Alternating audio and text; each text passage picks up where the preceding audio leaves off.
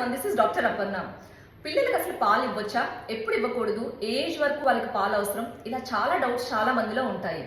అయితే అష్టాంగ హృదయంలో వాగ్భటాచార్య ఏం చెప్పారు అంటే బాల్యావస్థని 3 రకాలుగా డివైడ్ చేశారు.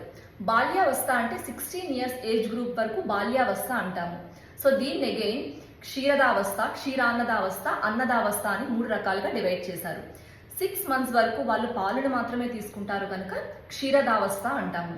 తర్వాత వాళ్ళు పాలు తీసుకుంటూ సాలిడ్స్ కూడా తీసుకోవడం స్టార్ట్ చేస్తారు, దాన్ని క్షీరాన్నదావస్థ అంటాము.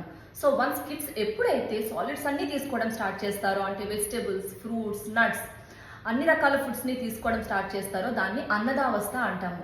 సో వన్స్ పిల్లలు ఈ స్టేజ్కి వచ్చిన తర్వాత రెగ్యులర్ గా వాళ్ళు పాలు తీసుకోవాల్సిన అవసరం అయితే ఉండదు.